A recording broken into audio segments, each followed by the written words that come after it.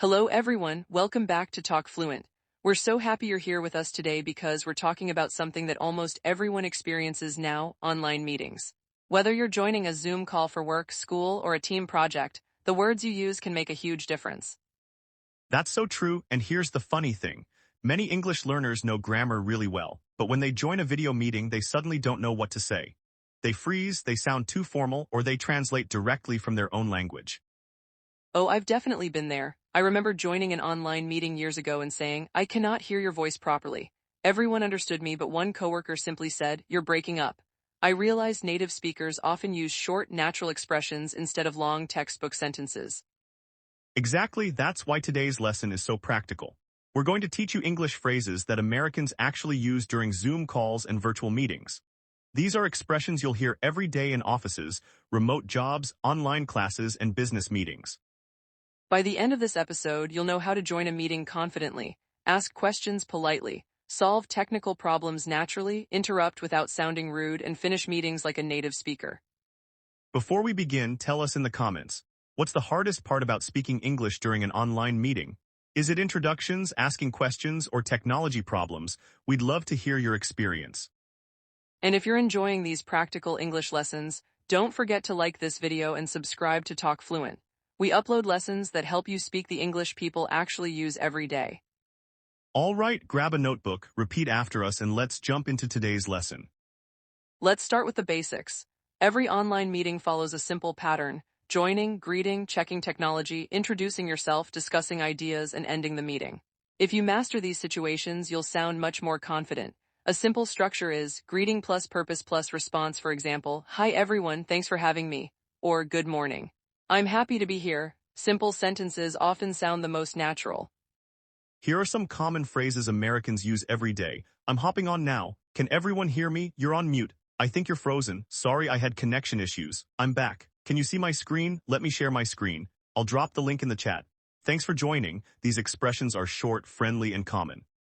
Imagine you're joining your first meeting of the day. Instead of saying, "Good morning everybody, I apologize for arriving 30 seconds after the scheduled time," you can simply say, "Hey everyone. Sorry I'm a little late." It sounds relaxed and natural, or maybe your internet disconnects. Don't panic, just say, "Sorry about that, my internet cut out." Everyone understands immediately. Can you repeat these? "I'm hopping on now. My connection is unstable. Can you hear me okay? I'll be right back." Try saying them out loud instead of reading silently. Speaking builds confidence. Sometimes we need negative forms too. "I can't hear you. I can't see your screen. I'm not getting any audio. I don't think my camera is working." Notice the simple pattern: subject plus don't slash can't plus verb. Native speakers prefer simple language instead of complicated explanations. Can you answer these questions? Can you introduce yourself in one sentence? Can you ask someone to repeat politely? Can you explain a microphone problem? Try answering before we continue. Another useful expression is, "Sorry you cut out." It means part of someone's audio disappeared, or "You're breaking up." That means the connection is bad. You'll hear these phrases constantly in American online meetings. Let's do a quick review. Use simple greetings. Use short technology phrases. Keep your sentences natural. And don't worry about sounding perfect. Focus on communicating clearly. That's the foundation for sounding confident in Zoom calls. Welcome back. Now that we've covered the basics of joining an online meeting and handling common tech situations, let's build on that with phrases people use during the actual discussion. This is where your English can really sound natural. That's right, many learners know how to start a meeting, but once the conversation begins, they aren't sure how to agree, disagree, ask for clarification, or add an idea. Today's phrases will help you participate with confidence. Let's begin with a very common expression. "I'd like to add something." It's polite and simple. Structure: I'd like to plus verb. For example, "I'd like to share my opinion." "I'd like to ask a question." "I'd like to explain my idea." Here are more expressions Americans use during meetings. "That's a great point. I totally agree. I'm not sure about that. I see what you mean. Can we circle back to that later? Let's keep moving. Could you explain that again? That makes sense. I have another suggestion. You took the words right out of my mouth." I love that last one. It means someone said exactly what you were thinking. Imagine your coworker says, "We should launch the project next Monday." You can smile and say, "You took the words right out of my mouth." It sounds friendly and natural. Sometimes you need to interrupt politely. Don't just say stop. Instead say, "Sorry to jump in. If I can add something, can I jump in for a second? I'd like to build on that." These phrases show respect while joining the conversation. Here's a quick dialogue. I'm presenting an idea. Our customers need faster support. You respond, that's a good point. I'd like to add that we should improve our website too. See how smoothly that works. Let's compare formal and informal English. Formal, I respectfully disagree with your conclusion. Informal, I'm not sure I agree. Formal, would you kindly repeat your previous statement? Informal. Sorry, could you say that again? In most American workplaces, friendly and simple English sounds more natural. Here's a quick practice. I'll say a situation and you think of what you'd say. Someone shares a great idea. Maybe you say, that's a great point. Your manager asks for suggestions. You could say, I have one idea. Someone speaks too quickly. Try saying, sorry, could you slow down a little? Practice these aloud. The more you say them, the easier they'll become. Here are 3 helpful tips. First, don't memorize long speeches. Learn short phrases you can use anytime. Second, listen carefully to how native speakers connect ideas with expressions like actually, by the way, and one more thing. Third, don't be afraid of short pauses. Taking a moment to think sounds much better than speaking too fast. We'd love to see your examples. Write one sentence in the comments using I'd like to add or that's a great point. Practicing with real sentences helps you remember them much longer. Let's review what we've learned. Use polite expressions to join the discussion. Agree or disagree respectfully. Ask for clarification naturally. And keep your language simple, friendly, and confident. Now let's talk about another important skill, handling unexpected situations during online meetings. Even native speakers deal with interruptions, distractions, and technical problems, so knowing the right phrases can make you sound calm and professional. Absolutely, imagine your internet suddenly slows down. Instead of saying something complicated, you can simply say, I think my connection is acting up, or my internet is being a little slow today. These sound very natural. Here's another situation. Someone is speaking while muted. You can politely say, I think you're still on mute. Not, you forgot to turn on your microphone. The first version is shorter and friendlier. What if someone starts talking at the same time as you? Americans often say, go ahead. No, you first. Please continue.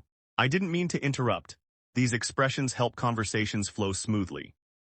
Politeness is very important. Instead of saying, you're wrong, try, I see it a little differently, or that's interesting but here's another perspective. You can disagree without creating tension. Tone matters just as much as vocabulary. Even a simple phrase like I disagree can sound rude if spoken too directly. But if you say, I see your point but I have a different opinion, it sounds cooperative and respectful. Let's practice together. I'll start. I think we should finish the project this week. You respond, I agree but we may need a little more time. Excellent. Another one, I can't hear you. You answer. Let me check my microphone. Simple and natural. Here's another real-life conversation. Person A, can everyone see my screen? Person B, not yet. Person A, how about now? Person B, perfect, we can see it. These tiny exchanges happen every single day in online meetings. Here are 3 more tips. First, smile while speaking. People can often hear friendliness in your voice. Second, use contractions like I'm, we're, and that's. Native speakers almost always do. Third, don't try to sound perfect. Clear communication is much more important than using difficult vocabulary. Another useful expression is, let's touch base next week. It simply means let's talk again next week. You'll hear this phrase often in American business English. You might also hear, let's follow up, let's keep each other posted. We'll reconnect soon. These are common ways to end a discussion without saying goodbye forever. Here's a fun mini practice. I'll give you a situation. Your screen freezes. Say, sorry, I think my screen froze. Someone asks if everyone understands. You reply, everything's clear on my end. Your boss asks if you have questions. You answer, I think you've covered everything. Great job. Keep speaking these phrases out loud every day. Don't just read them, use them. The goal isn't perfect grammar. The goal is real communication that sounds relaxed and natural. That's how people build confidence in real conversations. To review this section, remember 3 things. Handle technical issues with simple phrases, stay polite even when you disagree, and focus on sounding natural instead of perfect. Those habits will make your online meetings much smoother. Welcome back. Before we finish today's lesson, let's talk about some mistakes we've both made in online meetings. Trust me, everyone makes them, even native speakers. The important thing is learning from them and sounding more natural each time. Absolutely, mistake number 1 is translating directly from your first language. Incorrect, I have one doubt. Correct, I have a question. In American English, I have a doubt sounds unusual in this situation. Native speakers almost always say, I have a question or I'm not sure about something.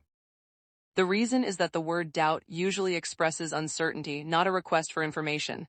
So when you need clarification, question is the better choice. For example, I have a quick question about the deadline. That sounds completely natural. Mistake number 2, incorrect, please explain me. Correct, please explain it to me. Or even better, could you explain that to me? Remember, the verb explain needs an object before to me. Here's a funny example. Imagine saying, can you explain me? That almost sounds like you're asking someone to describe your personality. The little word to makes a big difference. Practice this one, say, could you explain that to me again? Now try, could you explain the process to me? Excellent. Mistake number 3 is being too direct. Incorrect, you're wrong. Better, I see it differently. Or I have another perspective. These phrases sound more professional and help keep the conversation positive. Here's the comparison. Incorrect, no, that's wrong. Correct, I'm not sure I agree. Or that's an interesting point, but I see it a little differently. Notice how much friendlier that sounds. Americans often soften disagreements to maintain a collaborative tone. You're still expressing a different opinion, but you're doing it in a way that encourages discussion instead of conflict. Mistake number 4, incorrect, repeat, correct, could you say that again? Or sorry, I didn't catch that. One-word commands can sound impolite even if you don't intend them that way. Imagine your internet cuts out. Instead of saying, what? Try, sorry, your audio cut out for a second. That's much more natural and respectful. Let's practice. How would you politely ask someone to repeat? Try saying, sorry, could you say that one more time? Great, now ask someone to speak more slowly. Could you slow down just a little? Perfect. If you've made any of these mistakes before, don't worry. Every English learner has. Mistakes are proof that you're trying, and every conversation helps you improve. Keep practicing these natural alternatives, and before long they'll become part of your everyday English. Progress comes from communication, not perfection. Now it's time for a fun activity. We're going to play Choose the Better sentence. Listen to both options and decide which one sounds more natural in an American online meeting. Situation 1. Option A. I have one doubt. Option B. I have a quick question. Which one would you choose? The better answer is option B, I have a quick question. That's the phrase you'll hear every day in workplaces and online meetings across the U.S. Situation 2. Option A. Repeat. Option B. Sorry, could you say that again? Go ahead and say your answer out loud. Option B wins again because it's polite, friendly, and conversational. You could also say, I didn't quite catch that. Or would you mind repeating that? Both sound natural. Situation 3. Your coworker shares a great idea. Option A. Good. Option B. That's a great point. Which sounds better? Definitely option B, it shows appreciation and encourages discussion. You could even add, I completely agree, or I like that idea.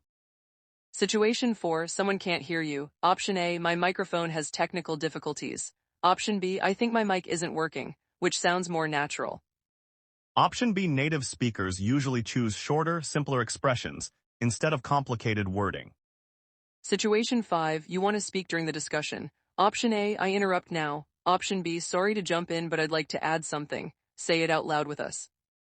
Option B sounds polite and professional. You could also say, if I can add something, or can I jump in for a second? Those are excellent expressions for real conversations.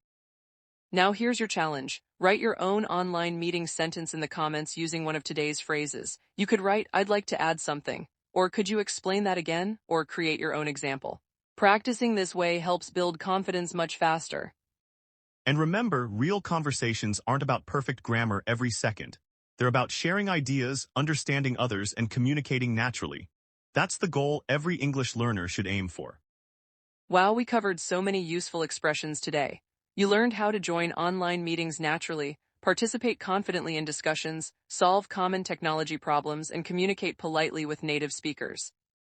Let's quickly review the 3 main concepts from today's lesson. First, use simple and natural phrases when joining and managing a meeting. Second, participate politely by agreeing, disagreeing, asking questions, and sharing ideas. Third, handle technical issues and unexpected situations with calm, everyday expressions that Americans actually use. Remember, fluency isn't about using the biggest words in the dictionary. It's about choosing the right words at the right time and speaking with confidence. Every meeting you join is another opportunity to improve your English. Here's one final question for you. Which phrase from today's lesson are you going to use first in your next Zoom or online meeting? Tell us in the comments. We'd love to read your answers and help you practice. If this episode helped you, please like this video, share it with a friend who wants to improve their English, And subscribe to Talk Fluent for more practical lessons that teach you how people really speak in everyday life. Thank you so much for spending your time with us today. Keep practicing, keep speaking out loud, and keep building your confidence one conversation at a time. Your English gets stronger every time you use it. See you next time.